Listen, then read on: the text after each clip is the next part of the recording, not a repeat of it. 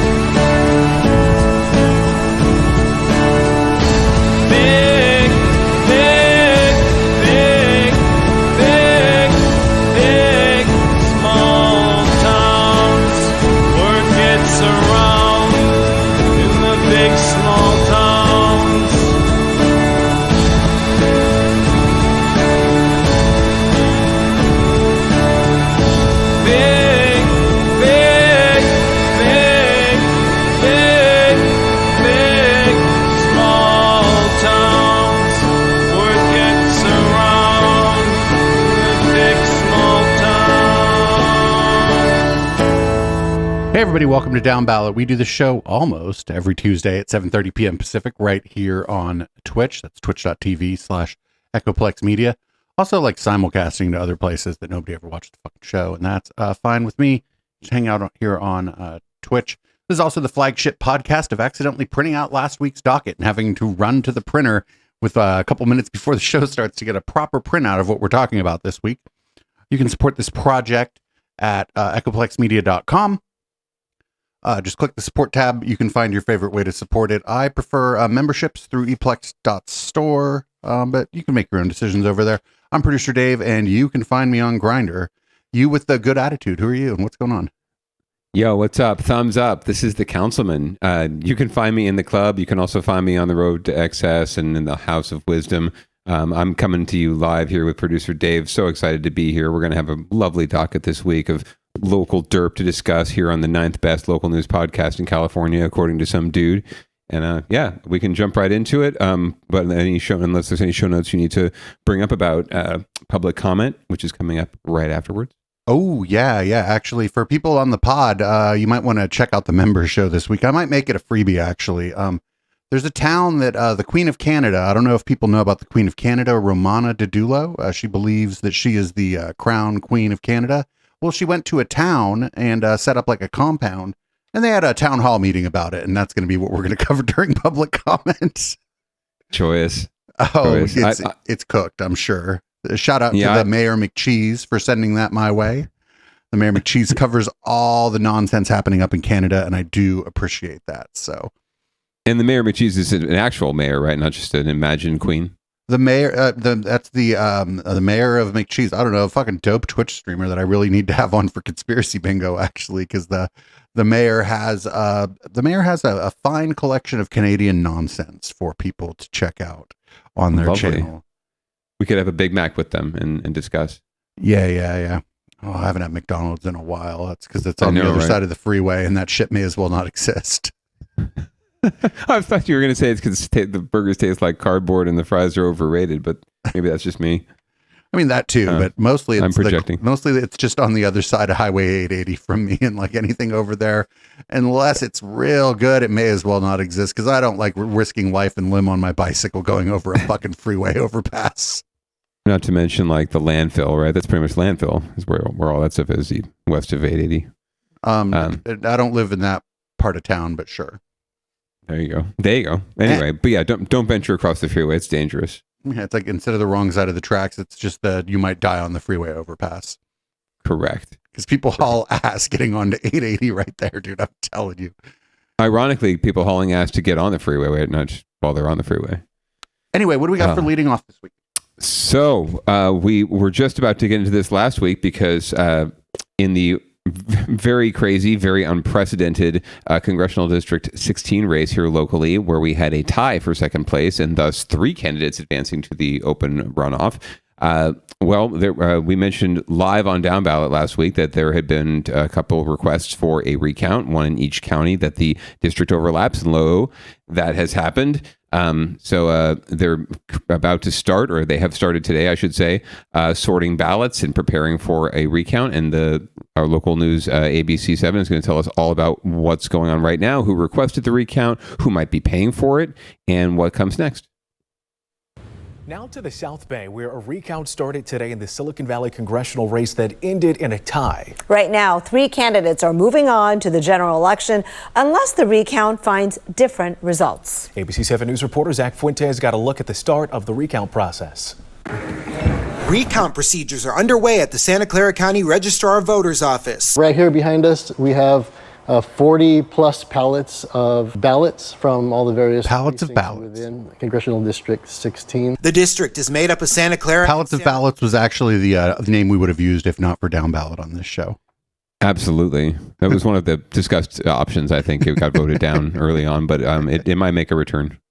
Mateo counties, former San Jose Mayor Sam Liccardo secured a spot on November's ballot, but second place is tied between Assemblyman Evan Lowe and Santa Clara County Supervisor Joe Simidian. Two candidates tie exactly for second place. I mean, this has never happened before. Initially, two people requested a recount. The Santa Clara County Registrar's Office confirmed, though, that Dan Stejink, the person who requested the recount in San Mateo County, withdrew his request. That left Jonathan Padilla, who requested it in Santa Clara County. According to his LinkedIn profile, he was a policy and finance director for Liccardo's 2014 San Jose mayoral campaign. He requested the recount on behalf of Lowe. Lowe's campaign said they are not connected with him, insisting Padilla is acting on behalf of Liccardo's campaign. Liccardo's team also has not claimed a current association with Padilla. It's not known how Padilla is financing the cost of the recount, but the registrar's office deals by 10 each morning to pay the day's deposit. The cost approximately $16,000 a day. Again, that's an estimate based on counting the ballots only.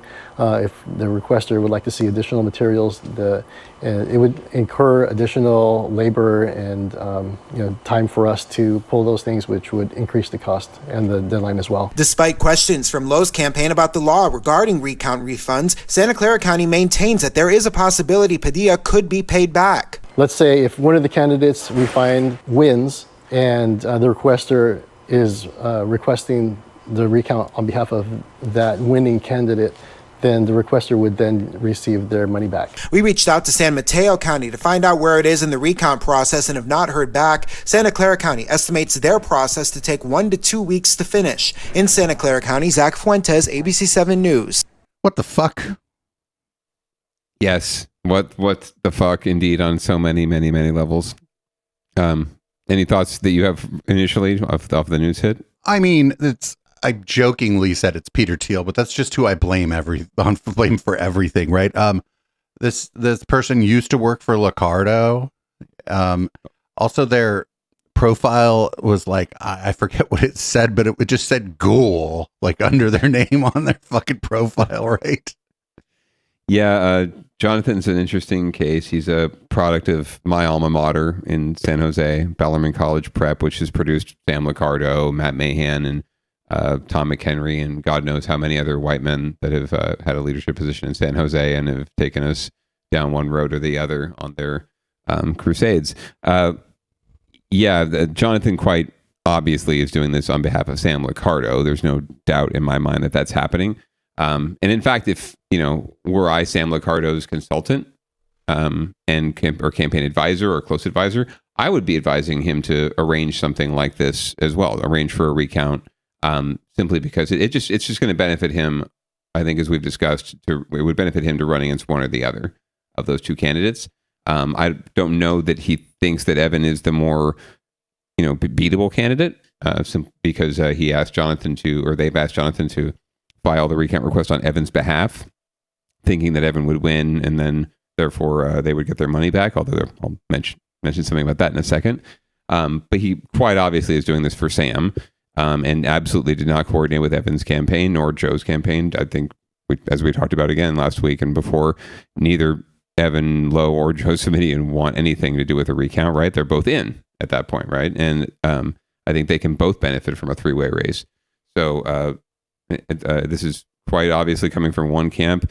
The question is, how is it being financed? Well, obviously, some Peter Thiel, who might be a friend of Sam, people like that, are funneling money to Jonathan somehow. Because I don't know that he has this kind of money just sitting around like petty cash. But I don't know as much as, how much he has to disclose, right? When you're a candidate in a campaign, they have to disclose the money they're raising from who, right? And how much. I don't know that the same responsibility or obligation applies here. Be very interesting to find out. But I don't think he can do this himself either. Anyway, long story short, he files this on behalf of Evan Lowe. If Evan Lowe were to win this recount, win the recount, quote unquote, that would basically mean he ends up with more votes than Joe in the second count. Evan Lowe's position fundamentally hasn't changed. He is still in the runoff. He was in the runoff before the recount. He's in the runoff after the recount, right? So really, I don't see how Jonathan or his camp could expect to be reimbursed simply because the candidate that they're filing the recount for, their situation hasn't fundamentally changed, right? They haven't won or lost. And if Joe were to come out on top, then they certainly aren't going to get their money back. So that's one reason why this was originally requested as a hand recount, which is much more pricey, and has been shifted or was shifted prior to the start of the recount to an electronic recount, a machine recount. So I think that's another clear indication that they think they might have screwed up by going this route, and they're now probably just praying that it's Evan, so that they can at least have a case to get reimbursed. But I think there's a very good case that they shouldn't get reimbursed in any way. No, I don't, because they're not even a party to the election. They're just like like a rubbernecker kind of. Yeah, well, that's also true. Jonathan does not live in the district. Now, Sam Licardo doesn't live in the district either.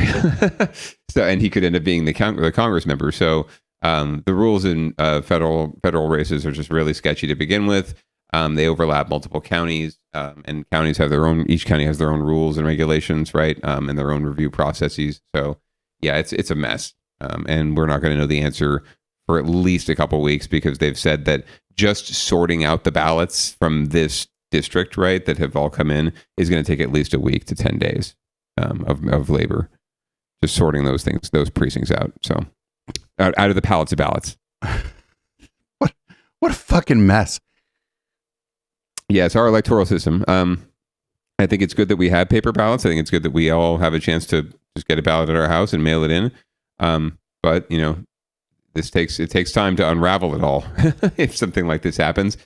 The good news is this doesn't really happen very often, and recounts really aren't going to make much difference outside of maybe a 12 vote margin. I've heard 12 to 20 vote margin.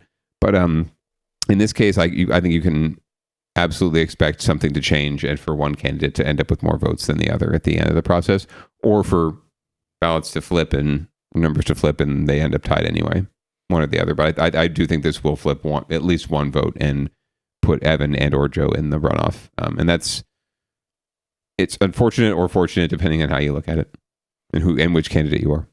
What? I don't know, man. This seems sketch. I think this is a bad look for Sam Liccardo, because everybody knows this is his doing. Like, yes. And he's saying that it's not. Like, yeah, it's no, yeah, but as you would, right? It's just politics. What is the line in The Godfather? It's just business. This isn't personal, Sonny. It's just business, right? It's just business. But it's bad business. The same stuff. Well, it's bad business, and it's disingenuous, and it's unethical, and it's it's all those things, right? It's legal, but it's completely outside the pale or above the pale, and it's going to be up to whatever. And I think we also talked about this last week. It's going to be up to whichever candidate does not get in, working with the candidate who does get in to remind the voters about this, right? And to remind them what is going, that an outsider, an interloper who doesn't even live in the district is running to be their Congress member and is also engaging in these tactics that are really trying to subvert democracy, anyway. But then the sad thing is that the statements Sam has issued, which have been parroted now by the Mercury News editorial board, they're really glad to see democracy in action, right? They just want to make sure they're really glad to see that every vote is going to be counted and that we're taking this very seriously.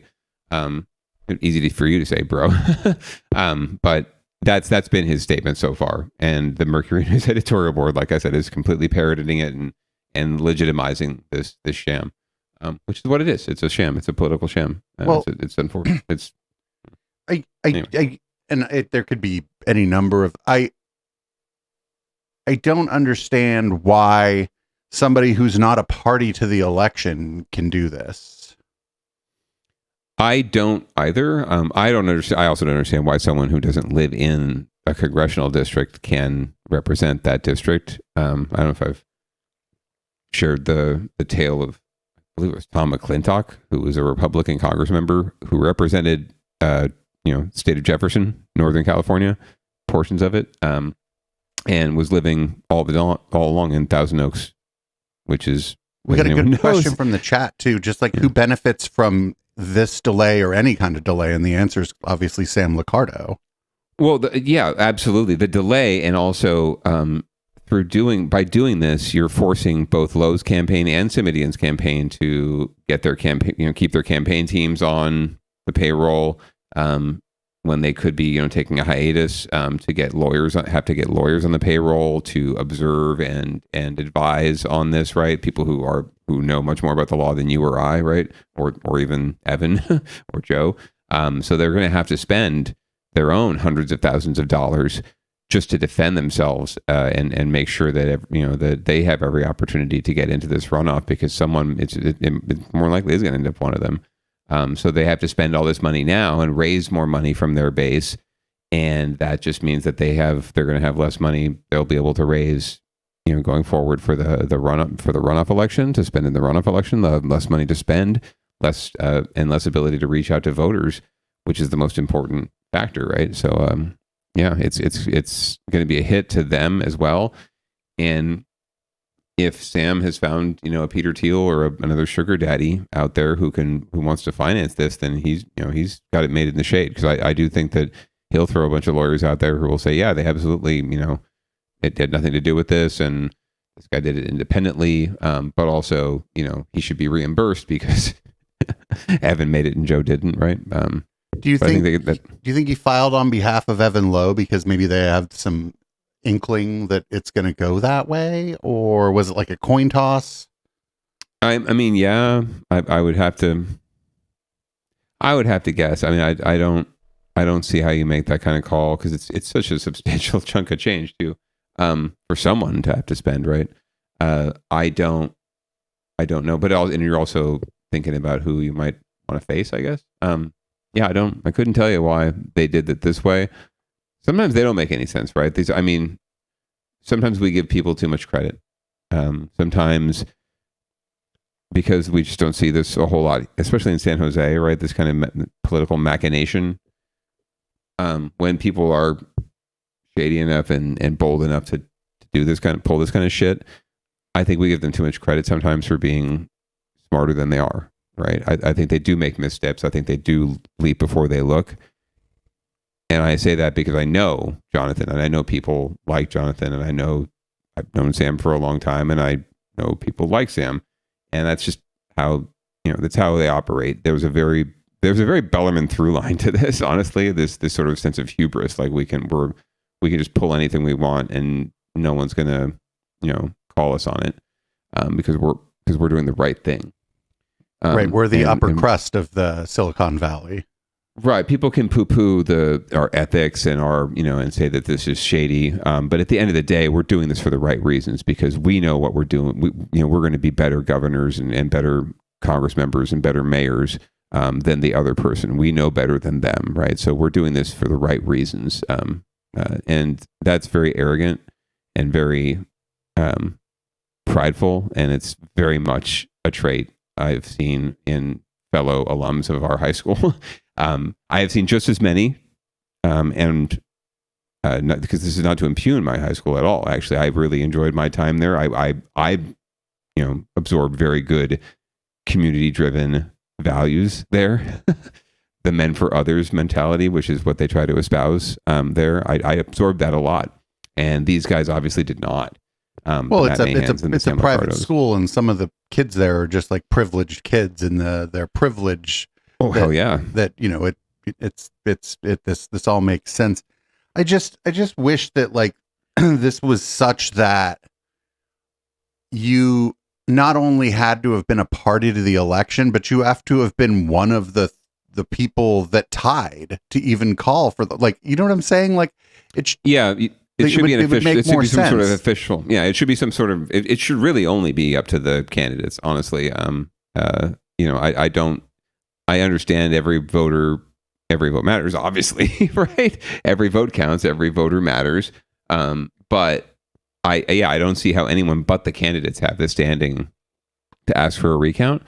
And especially if someone has to ask for it on behalf of or at the to support one candidate or the other, and they don't have to even get the blessing of right or the consent consent form from that candidate. It just seems ridiculous. Now, to be honest, enough lawyers looked at this already. I'm sure that it's legit. So if that's true, I think you can almost guarantee you're going to see a push to change that law in California, wherever it sits in the California state legislature or locally here in the counties. But yeah, that's silly.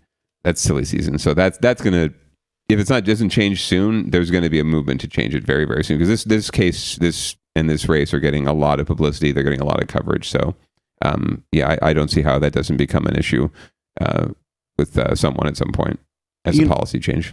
Like when I found out it was somebody, like when I watched that, because I don't watch stuff beforehand, I was like, what the fuck?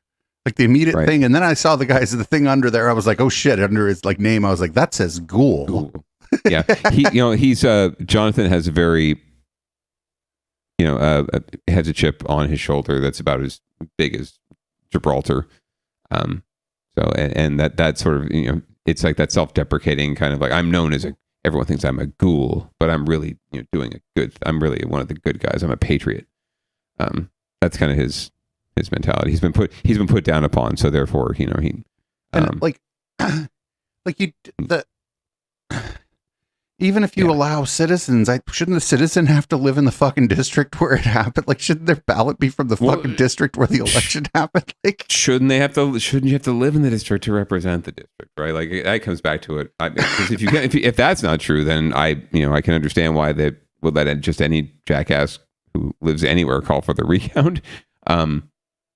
But yeah, unless they force the Congress member to actually live in the district, right? I don't know there's anything you can do to make an argument that's going to compel people around that particular piece.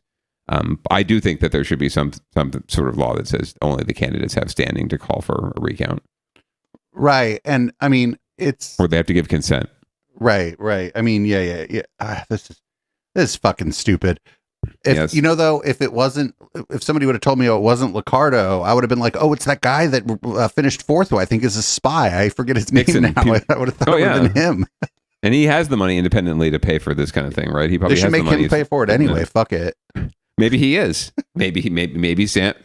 Hey, maybe Sam is struck some sort of deal because that guy's out, right? And I think that his voter base, he had some votes.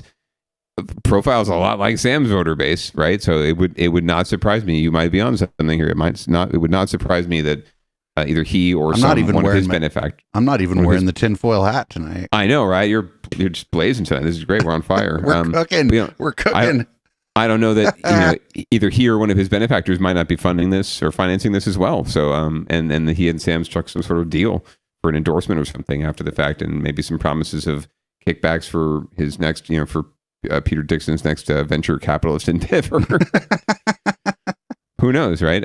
Anything's possible. So more to come on Down Ballot. We'll be reviewing this. We won't be on next week Down Ballot, but we will be 2 weeks from now. We will probably have a lot more information on this, so stay tuned. Yep. Now we're going to move on to winners and losers, where if you were rooting for somebody, they probably aren't going to win. And it looks like our first story is Googlers against genocide protest outside of the headquarters of Google. Let's see. The local news has been, I've been watching some local news. The local news has been, let's just say, less than objective when covering these kinds of things. Let's see what KTVU, the local Fox affiliate, has to say. Creators are outraged that Google and other tech firms are supporting Israel in its war against Hamas. KTV South Bay reporter Jesse Gary live at the scene to bring us what's happening. Jesse. Garcia, good afternoon to you. And the demonstrators just left a short time ago. They began their day of action about 45 minutes ago here in Sunnyvale. They used a bullhorn to give their collective voices strength. They say Google's lack of response to their opposition of the company's involvement with the state of Israel and the IDF is what brought them to this point. Let's go ahead and take a look at our video. About 36 Google employees rallied in front of the company's cloud headquarters here in Sunnyvale. They took their complaints directly to the office of CEO Thomas Kurian. Demonstrators occupied his office in Building 4 here at the Cloud Complex and read a list of demands. Organizers say Google must end Project Nimbus.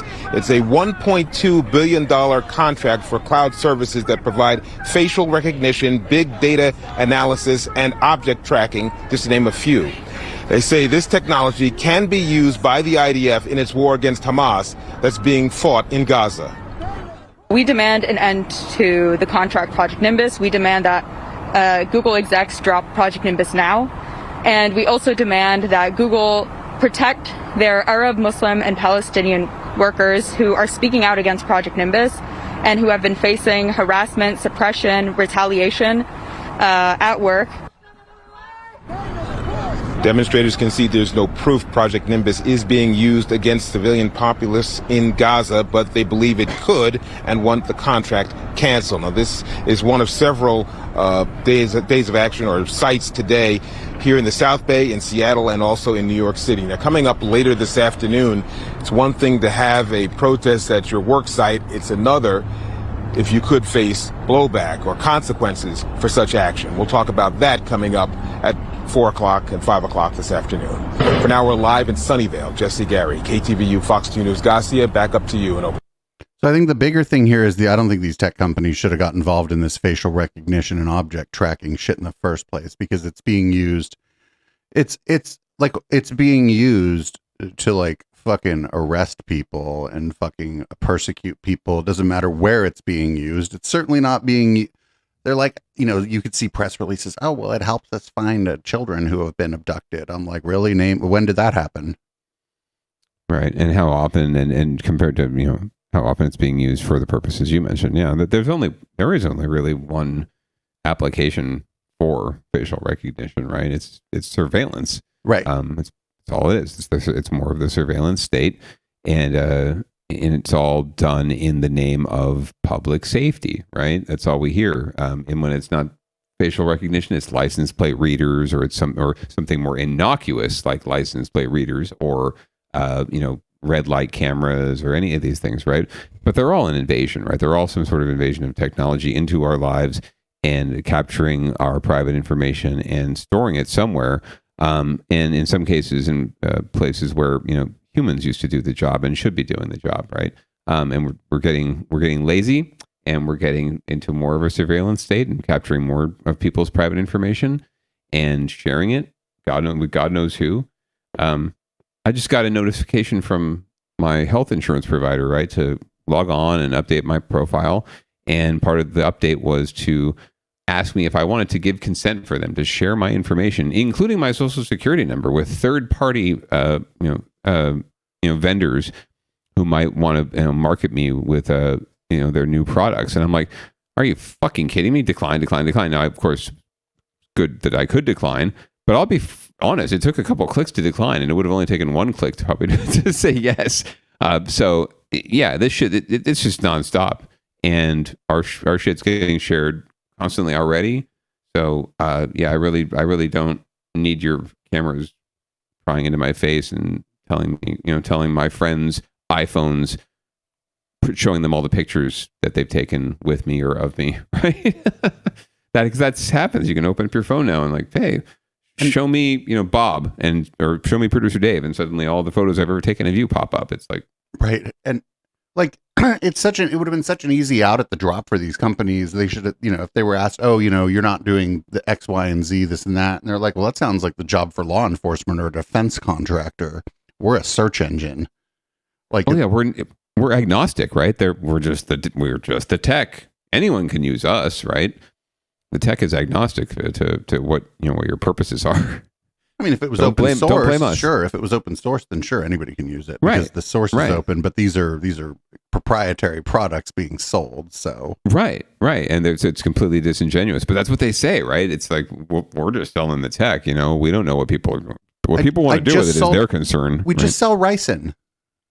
We don't know what anybody's going to use it for. That Ancient Orange, I mean, honestly, it's got a lot of applications in agriculture. So, we can't be held accountable for what people do with it. That napalm, it's actually really good for, clearing bushes and getting some corn planted. Up next, we got this is probably, unfortunately, I think I've taken a quick look at the ballot. I think this is the most down-ballot-y story of the week.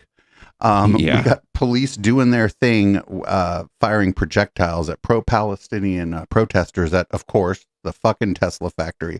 Elon was probably on the horn with them. He's like, open fire. Fire!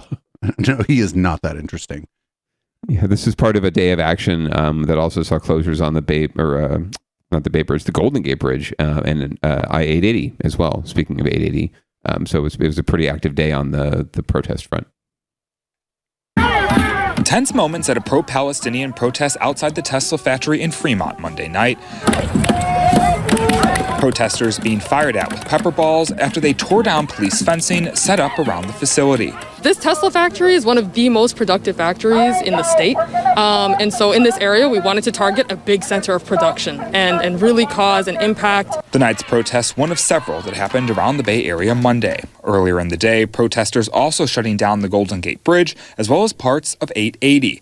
All of the demonstrations a part of the so-called A15 Day of Protest, symbolically happening on April 15th or Tax Day and meant to cause economic disruption to those protesters believe are helping fund the Israel-Hamas war. A lot of these companies are just thinking about their profits, and unless they're affected, they need pressure. Monday night's protesters initially met at the Warm Springs BART station before marching down to the Tesla plant less than a mile away.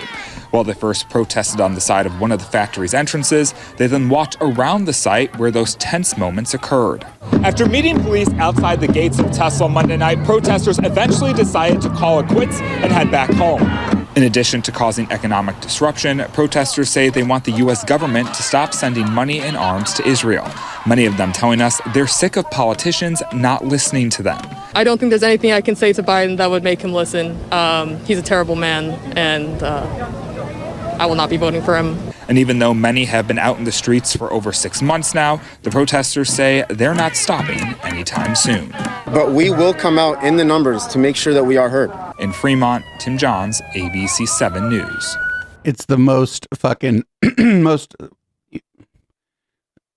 the only place the cops used pepper balls and projectiles was in front of apartheid Clyde's factory. Right. Like people block the Golden Gate Bridge, right? And I didn't hear anything about, folks getting shot with pepper balls or projectiles or anything like that there, right? Now, granted, that might be a more visible spot. Maybe you don't want to pull shit like that, right? And have a bad look, but I mean, you're definitely going to get the same publicity and coverage if you do it at the Tesla factory for sure. So, yeah, good on folks for getting organized and putting pressure out there. We haven't covered a lot of the Gaza issue and the war issue for here on Downballot, simply because I think it's a bigger issue than our little local news podcast, about the 9th best local news podcast in California, according to some dude. But it certainly is impacting our local politics. Everyone's talking about it, so it's. I think it's important that we do draw attention when significant events are happening, especially in Elon's backyard. But to the protester who's not voting for Biden, I get it. I totally get it. You're more likely just not voting then, because there's really not many other options other than the orange Cheeto dude. Yeah. It's in California and whatever. Like I say this all the time. I really don't care really that much how any particular individual votes in the presidential race, right? It doesn't have any impact on me. But I will say that we also don't cover the conflict much on the channel more broadly. I've made my position clear on several occasions, but it's just not my beat. And other streamers are doing a great job of covering it and talking about it. And if people need any suggestions for that, you can always email me and I can point you in the direction of podcasts and live streams that do a good job on it. And my position is pretty easy. The day after the terrorist attack on the rave, that might have been a response. The second day might have been revenge. And then by the third day, it looked a whole lot like something else. So there we go. Yeah. And thank you for that, producer Dave. I agree. I think there are people much more knowledgeable and appropriate to discuss the deeper issues at stake here than either one of us. Yeah. I'm not a foreign policy expert, but again, it's still going on. No. This is like, come on. We're well past the response or even the revenge or even the crazy revenge stage of this. This is it's pretty clearly ethnic cleansing that's going on, and it needs to stop. And but like that's all I have to say about it. Like, I don't follow the first of all, as a disinformation reporter, I don't follow the moment by moment, because you can't trust what you see moment by moment. You have to wait till other people do good journalism on what's going on to find out what the fuck's even happening. Is anyone still doing good journalism? Yeah, Reuters, the AP, even the big three legacy news outlets do okay. Al Jazeera does a good job of covering the conflict. Everybody's got their biases and shit, but you can get a pretty good picture of what happened a month ago. But what happened an hour ago? Good luck, friends. And the good journalism is never going to be able to beat the vacuum fillers, right? And social media and with the spread of information being so easy. Like, everyone thinks they're a reporter, right, with their phone. So you're not going to be able to beat the story. And that stuff is valuable, by the way. The on the scene stuff is valuable, but it needs to be vetted and verified before. Yes. Yeah. Because like right after the and I don't want to digress too much, but it does have kind of a local flavor to it. Right after the attack on the rave, people were sharing pictures of like burnt out cars. They're like, "Oh, look, this is what Hamas did." And I'm like, "No, motherfucker, that's a picture from a fire in Reading. I recognize that picture because we were watching people say that this very picture showed that it was a direct, like a space laser that lit the car on fire because the trees weren't on fire." And I reversed Google image searched it and I was exactly right. And I'm like, this is why wait for people you trust, and wait for, even if you don't trust the place, look and see how they verified it. Like, but like minute by minute and fucking people posting shit on Twitter. And it wasn't much better before, but it's even worse now because people got that monetization, like incentive to post incendiary shit that's false because there's ads under all that, and those people get a little bit of money on that. So like, people don't want to hear this, but when something is fast breaking, you kind of got to wait. Yeah, absolutely. So up next, we got Tesla laid off more than 10% of their workforce. Yeah, I thought this was what the protest was about to begin with, but I guess it was about something else. So anyway, let's find out more. Name to the long list of companies laying off employees. This time we're talking about Tesla. Tesla's cutting more than 10,000 jobs. Let's bring in our business and tech reporter, Scott Budman, who's outside the Tesla factory in Fremont. Scott, what do you know?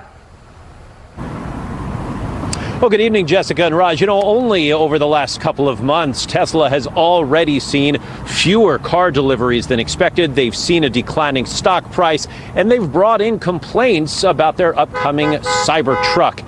Just today, the company announced a 10% reduction in its workforce. A 10% cut in Tesla's workforce means about 14,000 employees. In a memo, CEO Elon Musk says the move is necessary to prepare the company for its next wave of growth. But some Tesla owners blame Musk and his tweets for driving customers away. How toxic Elon has become to its core customer demographic, and to have a CEO who's, openly expresses white supremacist views on a daily basis, it's really hard to sell anything in that environment. Ross Gerber invests in and drives a Tesla, but no shit. He hears from frustrated would-be owners regularly, especially those waiting for the company's new Cybertruck. Damn, you can see the panel gap on that one. Tons of money from Cybertrucks that they bought, like that should be delivered, that are just not being delivered. Meanwhile, layoffs across the tech industry are piling up, now topping 70,000 so far this year. Biotech giant Abbott Labs says it will cut 195 jobs and soon close its Fairfield location. There's a new craze. It's the efficiency craze. Joint venture Silicon Valley CEO Russell Hancock points out not everyone is cutting. Many are still hiring, but focusing both on AI and pleasing investors. No, they're running really lean operations. They're finding that helps their bottom line. It helps their profitability. It certainly makes their investors happy. But actually, that didn't happen here at Tesla today. The layoff news was met by a declining stock price, a sell-off of about 5.5%. Live in Fremont, Scott Budman, NBC, Bay Area News. So there's this great podcast I listen to. The name escapes me, but it's on Cool Zone Media. It is the Robert Evans Network, the same network that does Behind the Bastards. And the guy who does the podcast is great. He was describing this. He's like, so here's what usually happens. When times seem to be good, they hire up because they can say they're expanding. And then when it looks like they're not making as much money, so while they do that, their stock price tends to go up or at least kind of remain stable, right? And then when it is shown actually that they weren't actually fucking creating anything or doing anything really that was interesting or going to raise, profit or drive revenue, they then lay people off and think they're going to get a stock bounce from that. But it's that they're saying that he was saying that everybody from the big institutional investors to the retail investors, after 20 years of this being the grift, now they know what the grift is. And so it doesn't work anymore. Right. It's just really hit me. The middle of the story hit me when Elon said, well, we're doing this to prepare for growth. usually when you're preparing for growth, you're adding positions, right? You're adding capacity to deal with the growth. So either he's thinking we'll just do it all with fucking AI or computers. So the show I was talking about, by the way, somebody in chat, it's Better Offline with Ed Zitron, and it's a very good show. Thank you. Yeah, and yeah, you don't prepare for growth by firing people or laying people off. No. And I think that this has been kind of a perfect storm for Tesla, because the Cybertruck is a piece of shit. Actually, it's like not a good vehicle. It doesn't do truck stuff well. It doesn't do car stuff well. It doesn't. When the doors close, there's a panel gap. The automatic things that close, if your hand is in there, it just cuts your fingers off. Like gnarly. Yeah. If it crashes into something, it absolutely destroys the thing it crashes into, because there's no crumple zones. And then, so you destroy the car you ran into, and then you get fucked up too, because your car does, your car's designed to save you by the car gets destroyed so that you don't. This doesn't do that, because them stainless steel panels just don't bend. Like, good Lord. Yeah, they look fucking butt ugly too. I'm on top of that. Like, I drew that truck when I was 6. Right. Forget all the. Oh, fuck! It looks like a tank you drew when you were 6, right? Like I see one on the street almost every day, because some jackass in my neighborhood went and bought one, and I have to look at the fucking thing. It's parked outside this guy's house and this single family home, and it's bigger than the house. It's like it looks like an RV. You're like, I'm not a big property value guy, but could you buy a more attractive vehicle, please? Right, the tuna can RV basically. So yeah, I can't imagine it's a very practical car too. And you're right, like I don't see how it does truck things at all. There's no truck bed. Well, right? It's there, but it's like, yeah, you can't fit shielded? you can't fit a large mountain bike in it. I mean, come on. Right. So if you tried to, you have to strap it to the top. It would look pretty awkward. So yeah, well, actually strapping a nice mountain bike to the top of it might make it look better. But also, you can't get a roof rack on the fucking thing either. But yeah, I mean, it's the real tragedy here is the fucking 14,000 jobs that are going to be lost because of Elon's hubris. So, good luck to him fucking getting employees who are dedicated when they know that their job could be, just pulled out from under them at any given time based on his whims. Yeah. Well, hopefully, I don't think it's going to happen because his board is full of sycophants, right? But hopefully they fucking can him eventually, because he's a big part of the problem. Like if there was somebody like a little more, I guess, deliberate running this company, and they came on hard times, you think that maybe people would be like, hey, this truck didn't work out the way they thought they were going to work out, but they were, they've been first to market with a lot of stuff, and they're, people love their Model 3s and the Tesla Model S, and they love their Model Ys, and so people could be like, they put out a shit product. It happens to everybody. Everybody gets a mulligan, but not him. He don't get a mulligan because he tried to tell you that it would protect you from a nuclear war and shit. It's like, well, dude, who knows? We haven't experienced nuclear war yet, so let's hold off our judgment until the fallout comes. The funny thing is, this is the SUV they have, just the Model Y. It's sort of like a crossover SUV. It's better at towing than the truck. It's like if Honda's CR-V or something was better at towing than their big Ridgeline pickup. It's so dumb. It might be. I don't know. I'll test it out. The Good Wife has a CR-V. Oh, very nice. Oh, I think I've seen it. Yeah. I think you showed up in it once when I lived in the 95008. Might have. Very easy to parallel park. It's got a nice rear view camera and guidance and all that shit. So up next, this story is actually sad for me because my favorite beer that I've ever had is from this brewery. This is the Camino Brewing Company. Also, when we did the sofa online, they sponsored our stage. They sent us what I'm going to call a lot of beer to make sure that we could do the stage. But this beer that they have, this milk stout, like the media wench does not like stout, and she was like, I would kill a fool for one of those beers. She's like, if the last one of those beers, I would kill a fool for it. So, well, she might have to go get the last one because unfortunately, Camino is going to be closing its doors. It looks like in the near future.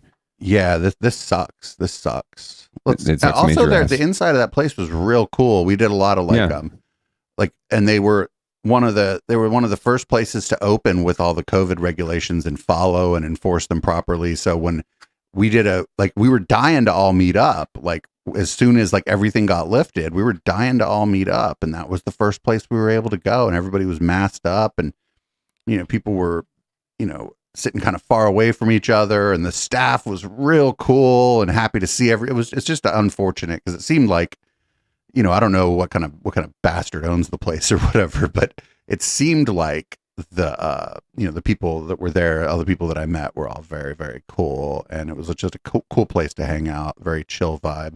I hope something else cool goes in there, but I don't know. Maybe they'll rip it down and put up condos. Well, we're going to meet the owner here. He's going to be interviewed during the story. So looks like ABC7 has more. After a 6-year run, Camino Brewing Co. is shutting down in San Jose. A little overwhelmed, to be completely honest. Co-founder Alan Kornstein said the difficult decision came down to economics. They're not seeing the volume of customers they once did pre-pandemic. We've seen a big shift. People don't come out the way that they used to come out. And our business has primarily been driven by, our community, and the taproom sales. Anthony Raggio with Drake's Brewing Company and a member of the Bay Area Brewers Guild wouldn't describe the beer industry as struggling, but it is changing. You have seltzer, you have cider, you have now non-alcoholic beer. These are all vying for the same space. At Foxtail Fermentation Project in downtown San Jose, the owners hope to bring in more than just beer drinkers. They offer fermented or plant-based foods. In March, they posted a picture of their empty space on Instagram and asked the question, what could they do better? So we just want to open up the conversation and saying, hey, what is it that will bring you to this area to come in for lunch, during the day, not just at night. Bravo said he's grateful for all the feedback and support. But when you start seeing the dominoes fall from places like Anchor to our neighbors like Camino, it's scary to think that, everything that you put into a business to survive, this isn't enough. As long as everyone that's listening, like the city and the community and all that, then we can all work together to make this a really thriving place. Back at Camino Brewing Co., Sunday was the last day it was open for service. Co-founder Kornstein hopes local brewers embrace his talented staff, and the community will visit other local tap rooms. We don't want any more great San Jose brews to suffer the same situation. So, please just, come out, support your local breweries. In San Jose, Lauren Martinez, ABC 7 News. Yeah, this is a big hit. The other place that I really liked that shut down was Original Gravity. That place was so cool. The food was real good. The beer was good. The prices were fairly reasonable. And it's just like, I miss the South Bay, but what's in downtown San Jose anymore? Like there's bars and that's it. Yeah, it's dwindling. And they're suffering. Whatever bars are left and whatever restaurants are left, like has been said, there's empty seats everywhere. And it's not just because people are, Uber Eatsing and outdoor dashing and Grub Hubbing.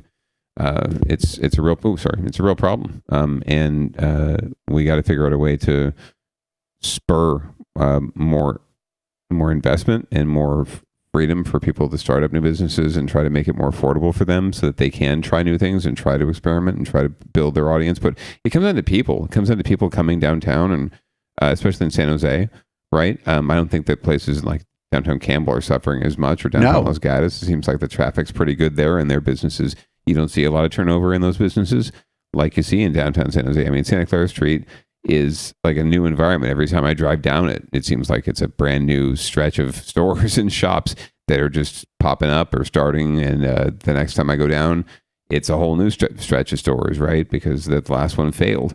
So, it really takes people. And there are people living downtown now in these high rises and these condos, but they're not people who are going out and wanting to experience necessarily the street life, or get a street taco, or get a bacon wrapped hot dog, or go to one of these restaurants, or go to a brew co. They are simply there to sleep and then go to their autonomous job the next day, and then travel somewhere else to get their culture when they're on vacation, right? But they certainly don't go downstairs and go out and hang out in downtown.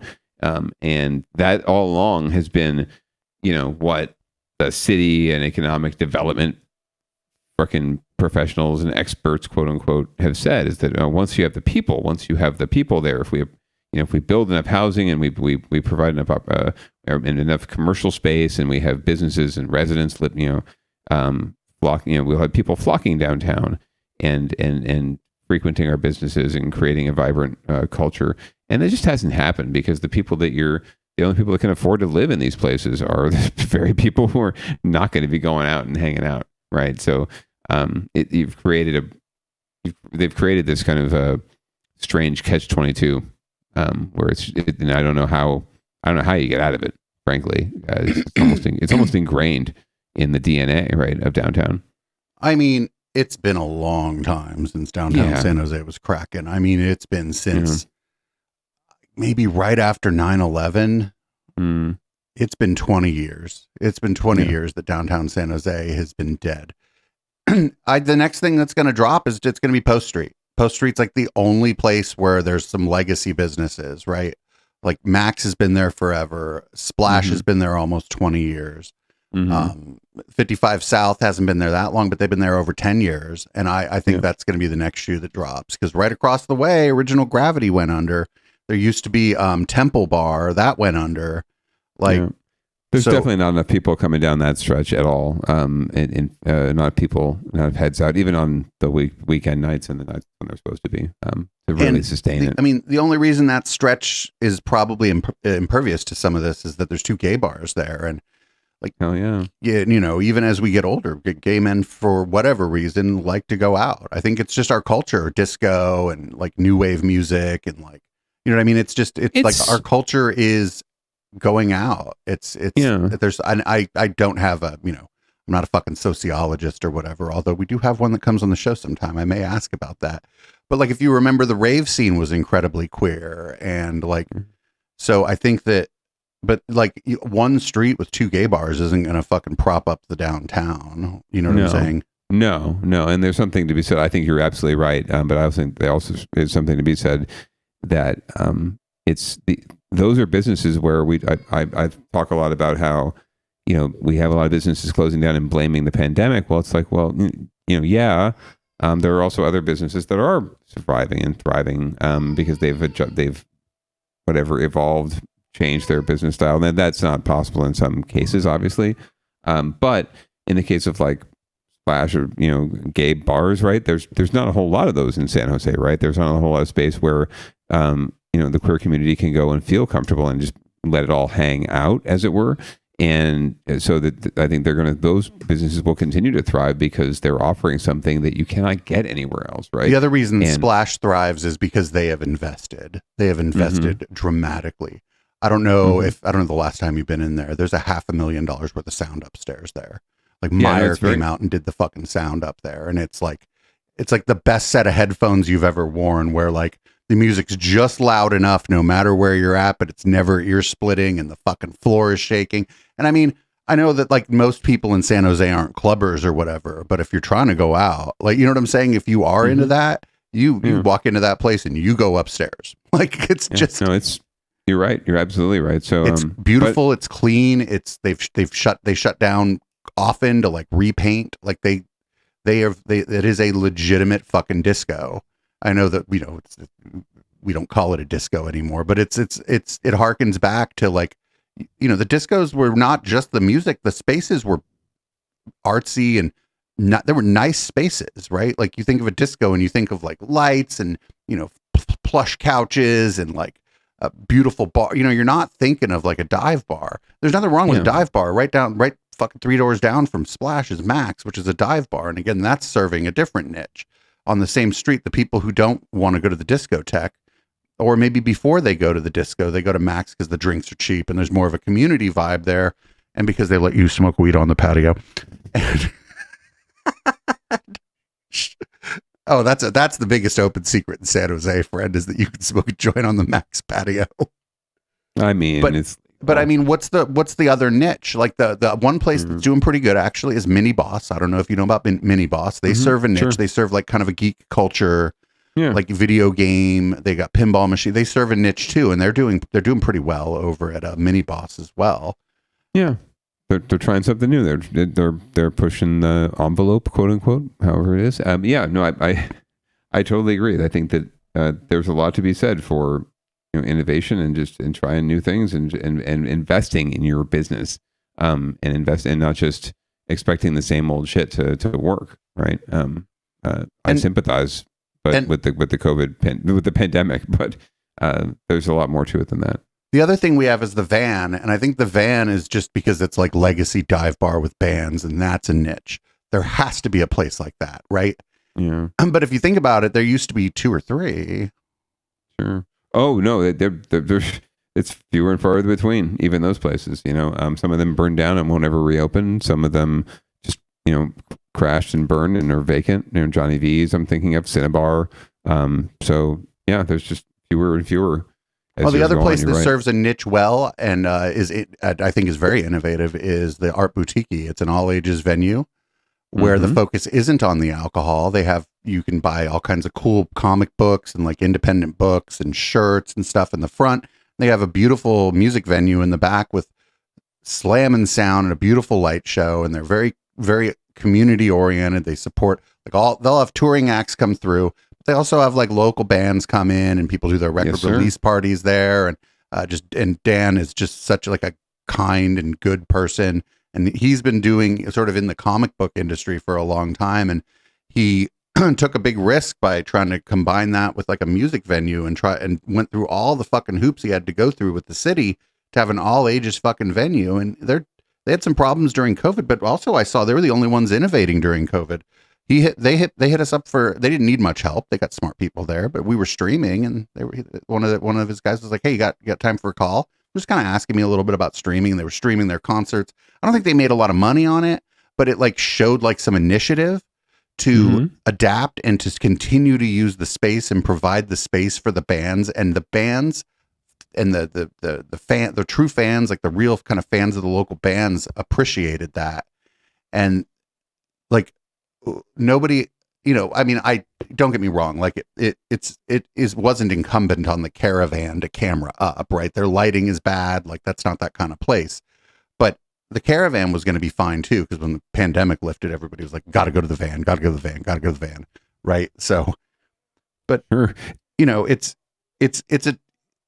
dead. It's sad, but it's the places that try to adjust and adapt and evolve that are going to survive no matter what, whether it's a pandemic or it's a recession or whatever else, right? Or both.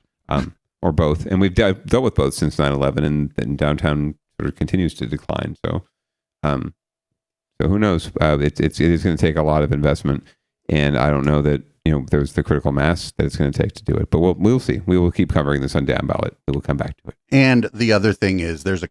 I've said this a couple times. I'm not going to lean into this. There's some people that are near the top of the entertainment industry in San Jose who you need to go away. You need to go away. You need to let someone else do some fucking shit. You need to go away. Go away. A public service announcement from producer Dave. That person is listening. If that person's listening to this, yes, I mean you. You need to go away. Well, we do need to move on because we do have a few more stories to cover tonight. We certainly do. So, but we will be revisiting this a lot because it's a through line through a lot of what we do here on Downballot. So, up in San Francisco, librarians are getting pissed off, which you just gotta love to see, right? Well, we'll see. This one's going to be a bit. I don't know. I haven't watched this story. I feel like this is going to be a bit of a mixed bag. But San Francisco library workers call on the city to hire more security. Here's from NBC Bay Area. Librarians are usually known for trying to keep things quiet.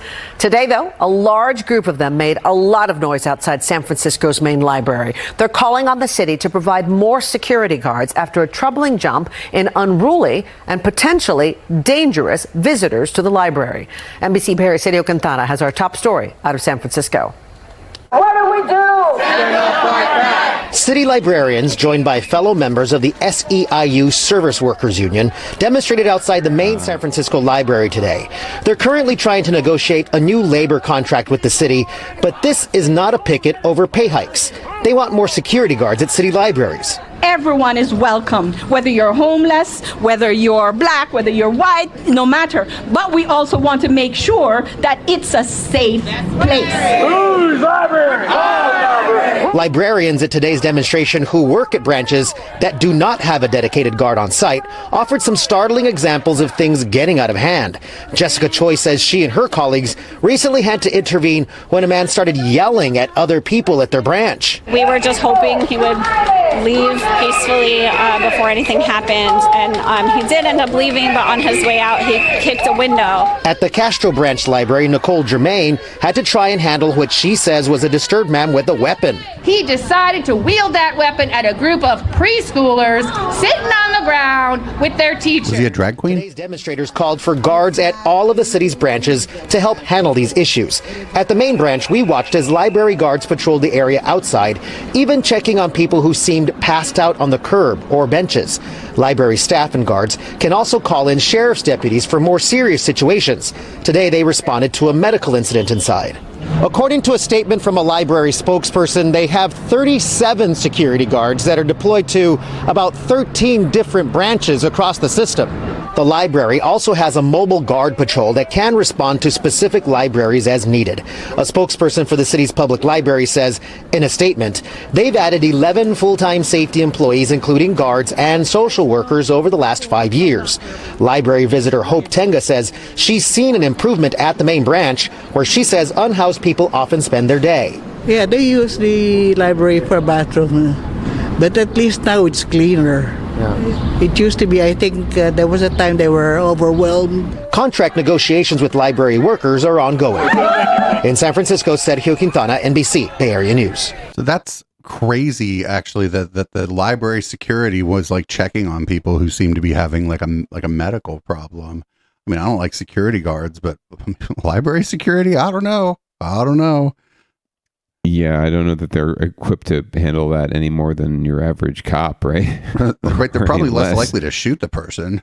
That's true. Maybe they, especially if they don't have a gun, that would be tragic in itself. So, I mean, absolutely. Let's protect our librarians. Let's protect our other library patrons. But let's also, try to address the root causes and deal with people as they need to be, dealt with in their own on their own terms, and with professionals who know what they're doing.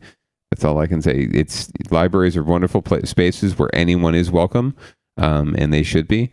They're community gathering places, and that includes folks who may be having an episode. Right? We need to figure out a way to, de-escalate and make sure that it doesn't become a situation where anyone's safety is threatened.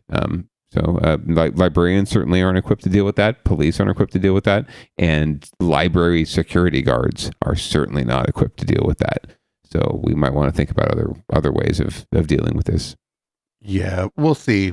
But I don't, the tone from the librarians was very different, let's say, than the tone we hear from local businesses, where local businesses are like, fuck the homeless. And the librarians are like, everybody's welcome here. I just don't like the weapons. Right. It's a very different tone. Right. So anyway, more to come on the librarian's contract. But obviously there's also that angle to this as well, right? They're using this as a talking point in their contract negotiations. Well, good for them. Yeah, absolutely. So we got Get Your Shit Together, and this time we're going out to Dublin. This is Bureau of Prisons. I believe Bureau of Prisons is a federal prison, if I'm not mistaken. Yes, this is a federal women's facility in Dublin. This has been in the news quite a bit lately, but we haven't covered it here on Downballot. But there's been quite a bit of nefarious activity happening among guards and employees at this prison, and it has come to a head, and now it looks like the prison will be no more. But we'll have more from NBC Bay Area about that. Well, it has been called the Rape Club. Now, Dublin's scandal-plagued women's federal prison is being shut down. The Bureau of Prisons announcing that closure this morning, saying it hasn't been able to effectively address employee misconduct and other concerns at that facility. Here's NBC Bay Area's Jody Hernandez. Mr. Garcia touched me inappropriately, went through my clothes, went through under my shirts and in my pants. Former inmate Rolanda Ashley describes the abuse she says she endured at the hands of the former warden of Dublin's Federal Correctional Institution. Abuse, she says, that's still impacting her. And this stuff is still haunting me.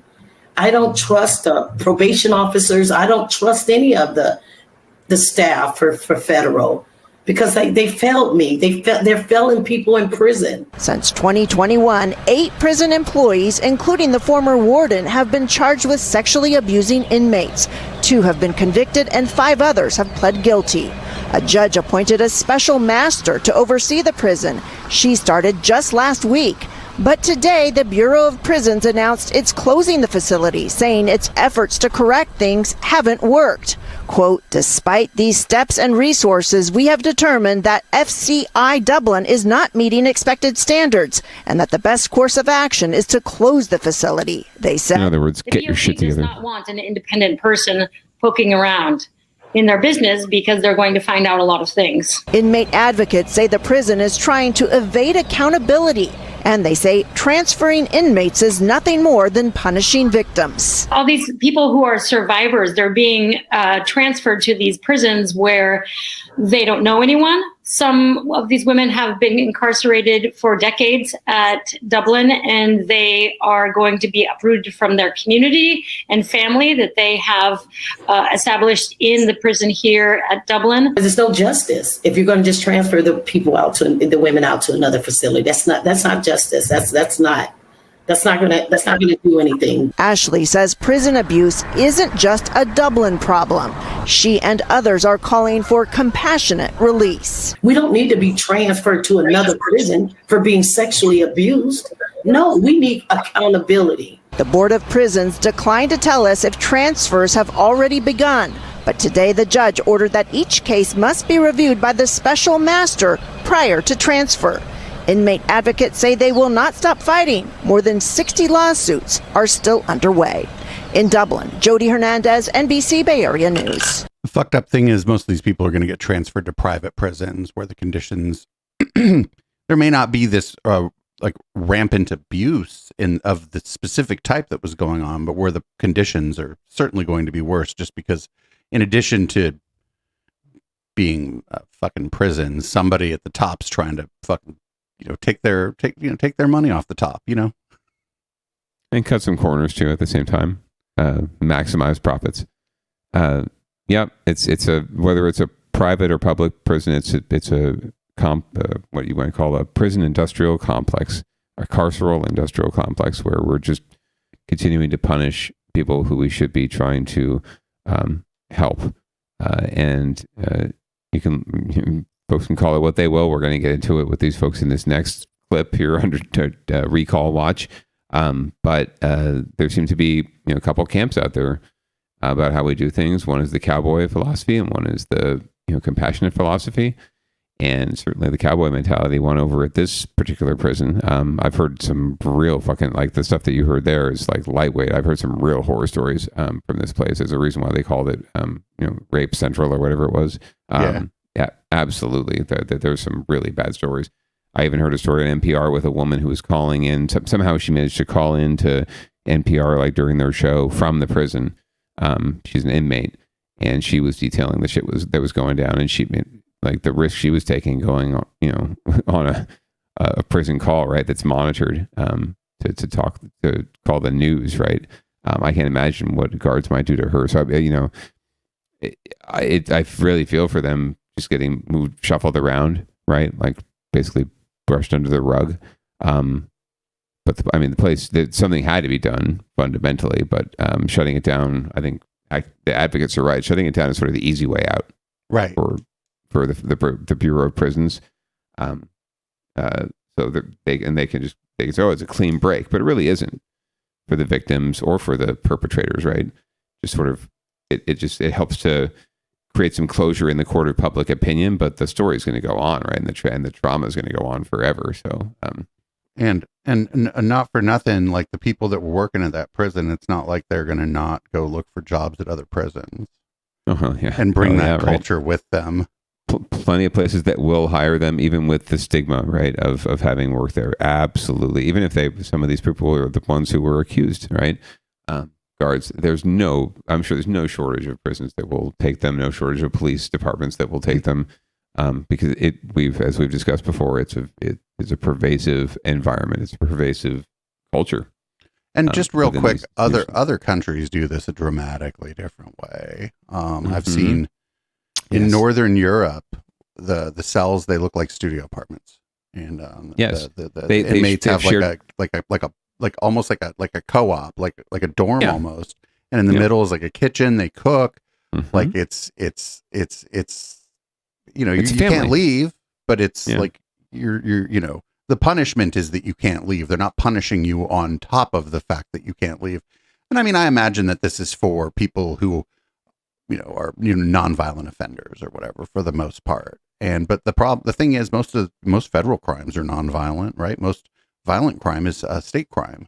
Like you have to be crossing, you have to be engaged in interstate commerce, crossing state lines, doing stuff you shouldn't be on the internet, whatever, to get busted by the feds or some kind of RICO stuff.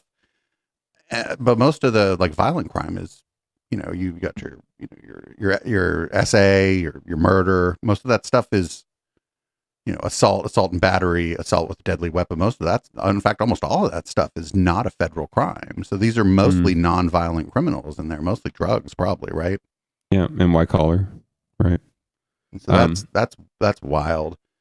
Yes. Anyway, we're going to move on to Downballot / Recall Watch. It looks like I was skeptical that they'd be able to gather the signatures to recall Pamela Price because, like I said, when people were outside of the local grocery stores here where I live, and they're like, recall the Alameda County DA, the most common response was, who's the Alameda County DA? DA. Yeah, no, and I was skeptical simply because they had submitted so many, and a cursory one of the initial.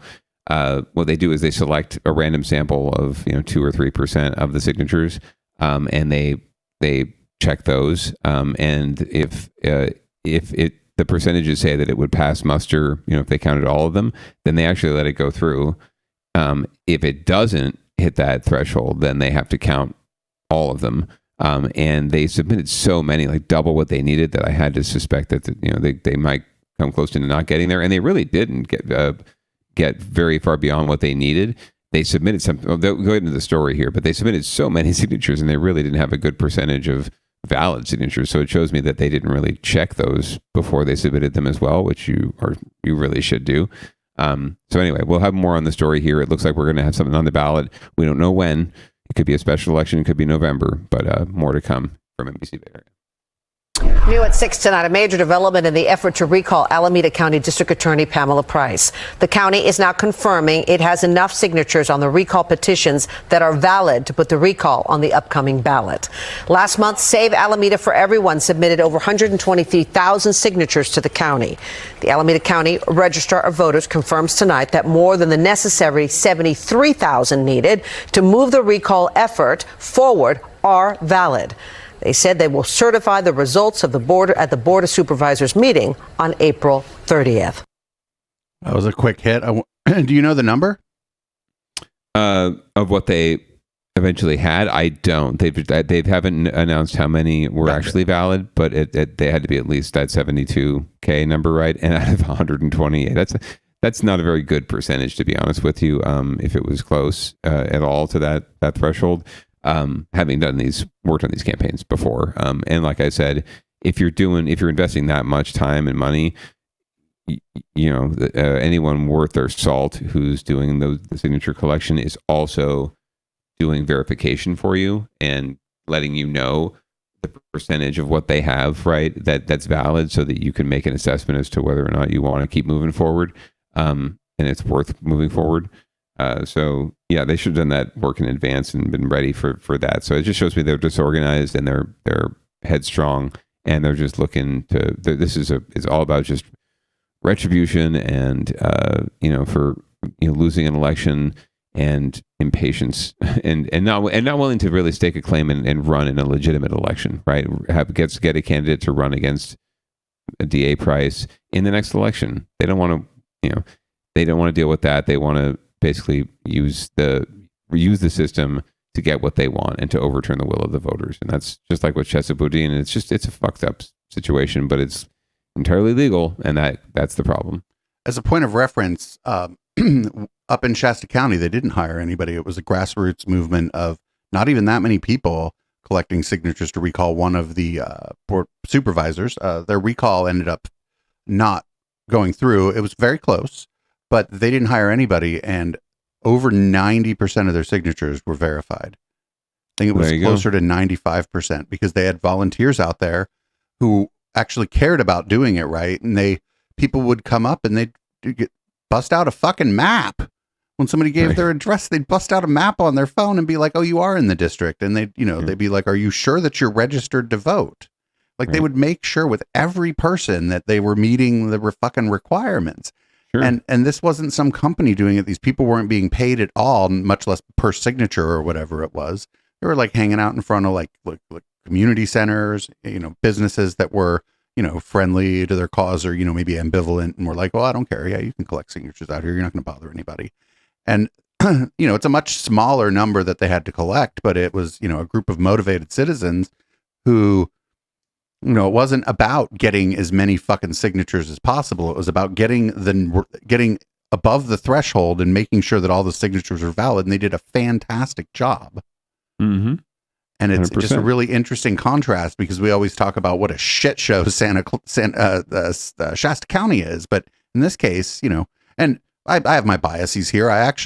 Some of those people are regulars in our chat, and some of those people even give us money, like the people that were out there. One of them is an occasional co-host around here. And, it's interesting to see that just the difference there, even though the recall didn't go through, those people did a bang up job. They did a great job. And once the recall didn't go through, they were like, "Oh, well, I guess we lost."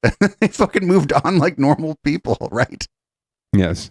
And kudos to them, right? But and sometimes you get, you're all the time, you get what you paid for, right? You can pay the biggest firms, but you're not going to get the quality you're going to get from people who are dedicated and passionate about the cause, getting up there and doing it. And I think that makes a lot of sense that it happens in Chester one way or the other, one side or the other, right? There's a lot of really passionate people. And on this issue, like you said, who is the Alameda County DA, right? There's just not a whole lot of passion around this issue right now, except from the core group of people who are trying to put it forward. So I don't think it's going to be successful. Depending, not even depending on when it is, I just don't think it's going to be a successful endeavor. And I hope that there's some blowback on these folks and others who are just trying to use the system again to get what they want politically instead of legitimately winning elections and winning public opinion, right? And winning public will, because that's what fucking democracy is supposed to be about. And now up next, we got two more stories here. We're a little long, but luckily it's not the situation before where there was a fucking band setting up in my studio while we were trying to finish the show. So it's okay if we go a little long now on Tuesdays. We've got Mayor Ed 209 and other San Jose city leaders want community feedback on unhoused encampments. There you go. A South Bay neighborhood says a growing encampment has been putting their health and safety at risk for more than a year. Now, after our reporting, the mayor and other community leaders are taking action. NBC Bay Area's Natalie Vera joined Mayor Matt Mahan and his team as they canvassed Willow Street today. It's a story you'll see only on NBC Bay Area. Until tomorrow. San Jose city leaders want to hear from businesses and neighbors on Willow Street. We've gotten a lot of complaints about the encampment at Willow and Long from both the small business owners here as well as the residents. We've been reporting on those complaints for over a year now. Neighbors saying they are seeing human feces on those streets, vandalism and burglaries. Yajaira Campos sums it up, saying it's gotten worse over the last few years. And for street vendors like Anita, she says they're constantly worried about getting robbed or run-ins with sometimes intoxicated people from the nearby encampment. So city leaders are inviting community members to voice their concerns at a meeting next Wednesday. The mayor says the city wants to find a solution for the families here on Willow Street, but also for the unhoused community. We don't know how many people are at that specific encampment, but we have over 4,000 people in the city of San Jose who are living unsheltered. This is a real challenge. We don't have enough safe places for people to go, and we want to work with the community to expand places where people can be, from permanent affordable housing to more immediate solutions like safe sleeping sites. Mahan says the city is making some strides, from investing in long-term affordable permanent housing to more basic forms of shelter, like modular units.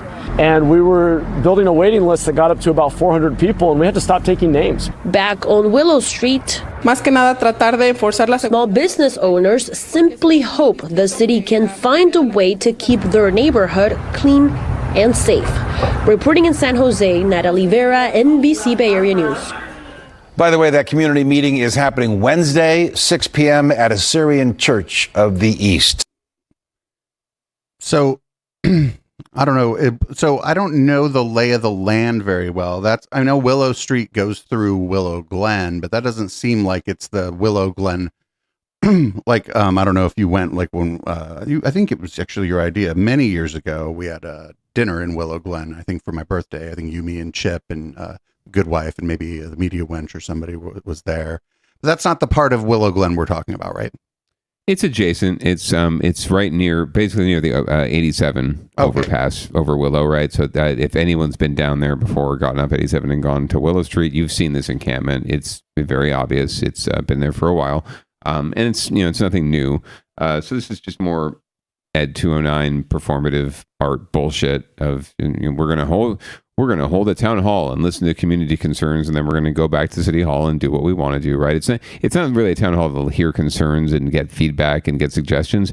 It's a town hall to just tell people what they're planning to do, right? And what they're going to do with our tax dollars and and to get their support for what he wants to do. And the irony is that all the things he's proposing, like safe, slave sleeping sites, another phrase for sanctioned encampments, which people like, my former boss at City Hall, myself during my, ultimately doomed campaign for city council, things that I espoused like 8 years ago, right, are suddenly now commonplace because, the problem is so bad that people in Almaden have noticed, right, that people in West San Jose are starting to notice, that people in Willow Glen are starting to notice, and we got to do something about it if we want to get reelected, right, because those people vote. So it's sad to see that we've wasted all this time and only now are coming to grips with the fact that we have a crisis on our hands. Yeah. Yeah. I mean, this, whatever. I don't think that there's any actual like political will to solve these problems. In fact, I think that starting to get the idea that this problem existing is good for people like Matt Mahan. Because it gives him something to talk about. Because otherwise, it doesn't seem like he says fucking a whole lot about a whole lot of other shit, does he? No, but the downside is that the very folks that will buy into that and buy into his bullshit and buy into his next gen new wave dance craze. I'm going to fix it all, a quick fix. If he doesn't, right, in like 4 years from now, when he's been reelected now, in another 4 years, if he hasn't made progress. That base is so fickle. The NIMBYs and all those fuckers, they'll turn on him in a second if there's another alternative, right? If there's something else, it's not City Chavez or some sort of labor, prop. If there's a legitimate, alternative, they'll turn on this guy in a second because he's nothing to them, really. He himself, it's his agenda that matters to them, right? It's them. It's keeping their street clean and getting the homeless out of their neighborhood, to stop doing crimes in their neighborhood, right? And stop leaving their poop everywhere in their neighborhood.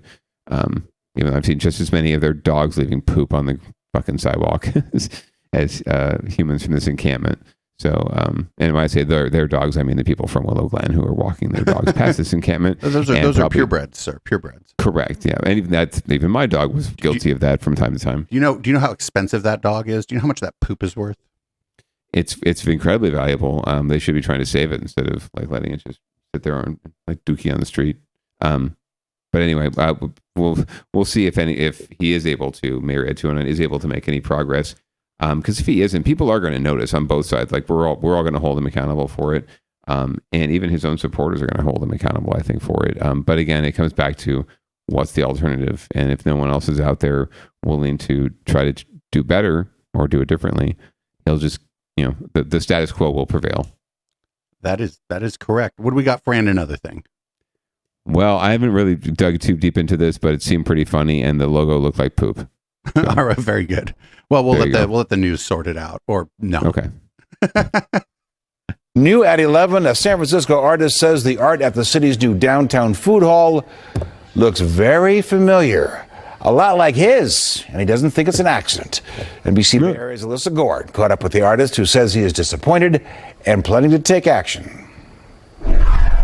I really tried to strip down to the core elements of what make a face. It's a concept and a design San Francisco artist Tim Lehan has been working on for more than a decade. Sometimes I put the mouth on top of the nose, or, all out of order. He's called it making faces. His technique includes bold lines and soft edges. Lehan says he was blindsided this week when friends started bombarding him with photos of the branding at San Francisco's new downtown. Okay, yeah, that's his fucking style. Yeah. Opened by the operator of the IKEA next door. It looked almost exactly like something I would do or have done for the New Yorker, for example. I did a whole series of these illustrations for them. Lehan says these are designs that he is widely known for. He plans on taking legal action. We spoke with Bay Area copyright attorney Larry Townsend. He said that artists can make a strong copyright case if they can show that the other party involved had ample access to their art. As for Sal Hall, a spokesperson for IKEA said in a statement, quote, "This matter was just brought to our attention and we are looking into it."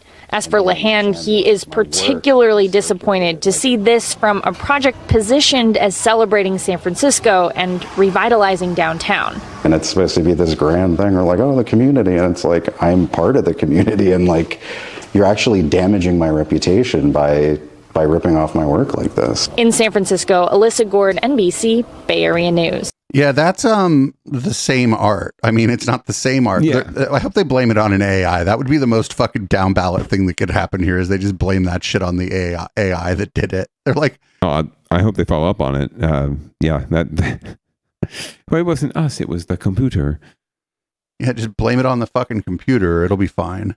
Yeah, but that's absolutely this guy's work. It's really, that's super shady that IKEA is doing it. It's like, it's corporate America. People who could afford to license, his work. If they're like, oh, someone thought, oh, this is really fun stuff. This could be really cool. Let's work with this guy. Let's have him. Let's pay him. Let's bring him on staff. Even let's have him develop a whole artistic theme for our hall. Right. Right. Because they had to have paid somebody to rip him off. Right. Or someone to do the thing, much more cheaply by, just pilfering the imagery, right? But yeah, it makes much more sense, I think, and in the long run, and be a better look if you brought the guy in and appropriated his art, right, and put his signature, like Salu Hall by whatever his name is, right? Everyone makes out in that situation. You look good, the artist looks great and gets paid for their work, and maybe gets even a bigger gig out of it, and maybe in 2 or 3 years you contract a different local artist, and now you're there's a cycle going on. Ooh, yeah. Changing spaces, absolutely. Or new locations, right? And getting artists from, how about this? Getting artists from that neighborhood, from that community, like, immediately around the place to do it too. Might engender community support for your business, people coming to your business from the neighborhood because they know about this and it feels like home to them, right? As opposed to some bland corporate, eatery. Right. I mean, that's what they were going for, obviously, was that it had this particular kind of style to it. The thing that sucks here is I think that the most likely outcome is they just settle with him. And sure, he gets money, but like, it'd be better for him to get the gig, right? Absolutely. Especially, because he's an artist. It's not like he doesn't want to do art. So. Yeah. And guaranteed, most artists, could give two shits about, like, they mentioned, like, intellectual property law. They really don't want to go through this process of like suing and paperwork and all this crap, right? Just to defend themselves.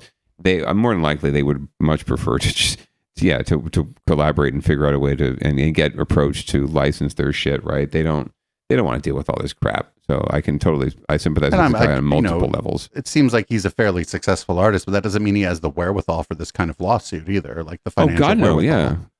God, no, just because he's like a working artist and he's surviving doesn't mean he's making like Rockefeller money or a profit at all, really. He's just, he could just be making things, come together, pencil out, right? And something like this is certainly not in his budget. So his annual budget. Well, that's the show. You want to read the show out like you always do? Absolutely. Well, hopefully my throat will hold out. Been dealing with a cold for a little while here. But anyway, thank you as always for joining us here on Down Ballot. We do this show almost every Tuesday at 7:30 Pacific. We will be off next week. It'll be just public comment with producer Dave. So do enjoy that and tune back in. But we'll be back in a couple weeks. We'll have an update on the CA16 recall and all sorts of other endeavors that we've been following here. In the meantime, we remind you that you should get vaccinated. You should wear a mask in public. Pants are entirely optional. We're going to play a little audible smoke here to lead you into the red light portion of the show. We hope you stay tuned for public comment. And I hope Bruce Dave and everyone else out there has a lovely week. Peace out.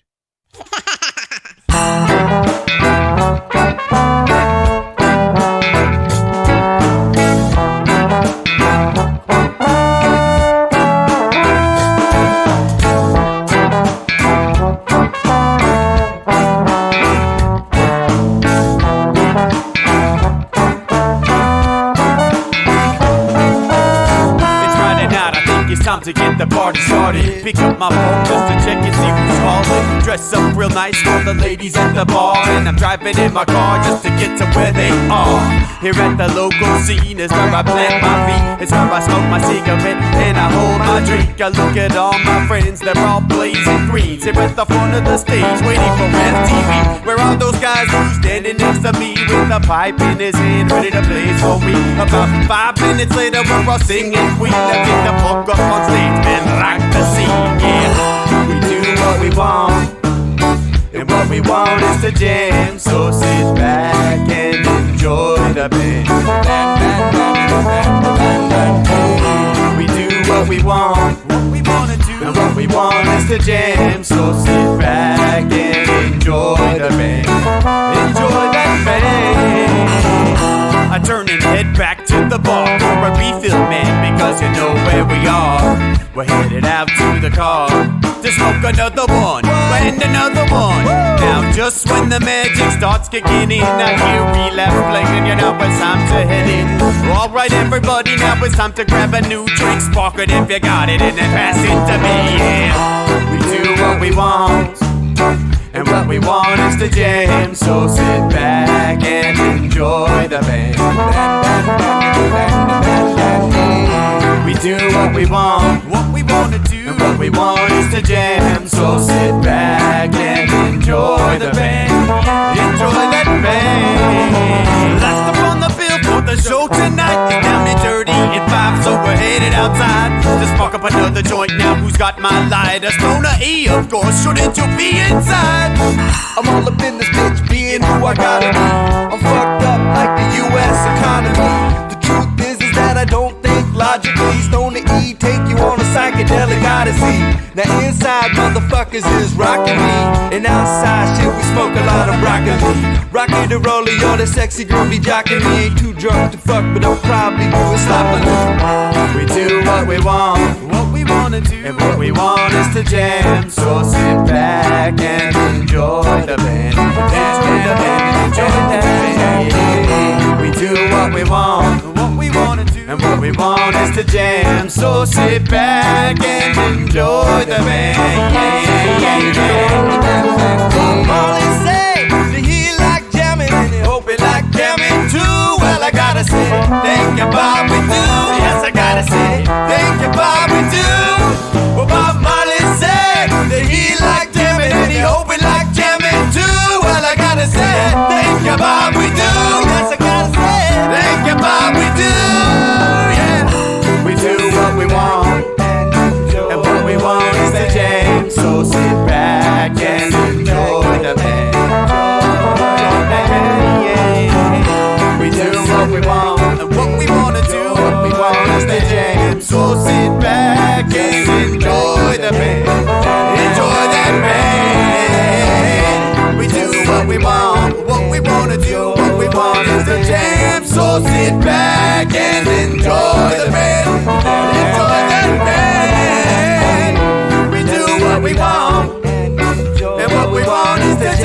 So sit back and enjoy the band.